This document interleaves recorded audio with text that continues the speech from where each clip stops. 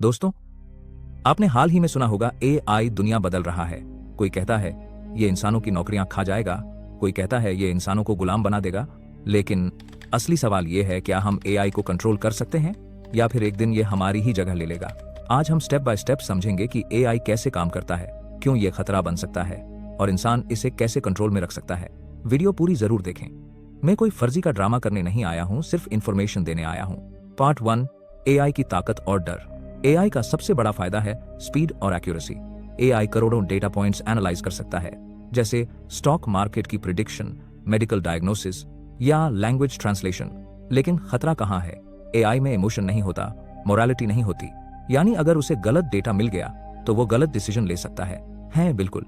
Example, अगर AI को सिखाया जाए कि XYZ कम्युनिटी अपराधी है तो वो उनके खिलाफ बायस्ड हो जाएगा। यानी पावर बड़ी है पर खतरा भी उतना ही बड़ा। पार्ट 2, एआई को खत्म करने का इल्यूजन। कई लोग पूछते हैं, क्या एआई को खत्म किया जा सकता है? सच ये है, एआई को पूरी तरह मिटाना मुश्किल है, क्योंकि ये कोई मशीन नहीं है जिसे प्लग निकालकर बंद कर दो। एआई एक आइडिया है, एल्गोरिथम है और ग्लोबल नेटवर्क में फैला हुआ है, लेकिन इसे कंट्रोल करना पॉसिबल है और यही इंसान की ताकत है। Part 3, data control. AI data से सीखता है, जितना डाटा मिलेगा उतना पावरफुल होगा। तो पहला स्टेप है डेटा लिमिट करना।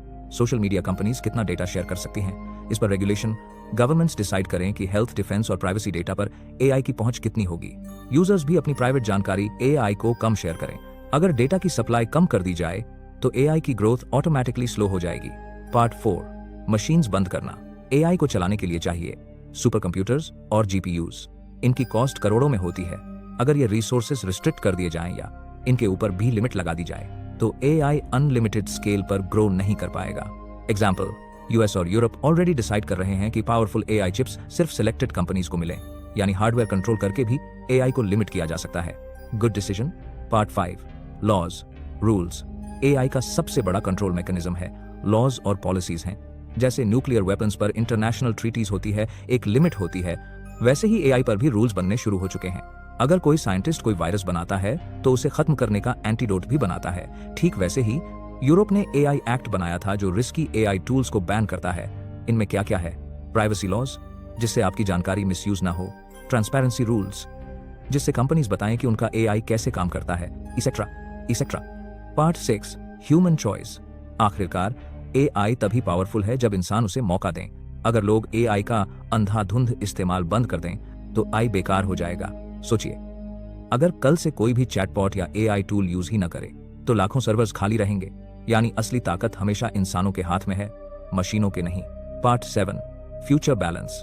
एआई को पूरी तरह खत्म करना शायद मुमकिन नहीं है, लेकिन इसे कंट्रोल करना हमारे हाथ में है। फ्यूचर ऐसा होना चाहिए जहां एआई इंसान की मदद करे, जॉब्स रिप्लेस न करके नए अपॉर्चुनिटीज बनाए और इंसानों के डिसीजन को सपोर्ट करे, डोमिनेट नहीं।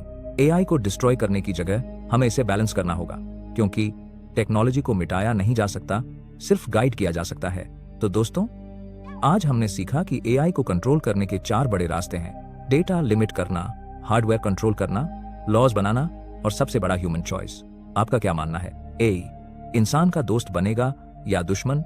कमेंट में जरूर बताइए। अगर आपको यह वीडियो यूजफुल लगी तो लाइक और शेयर कीजिए और ऐसे ही डीप टॉपिक्स के लिए इंस्टैक्टर चैनल सब्सक्राइब करना मत भूलिए। मिलते हैं अगले वीडियो में।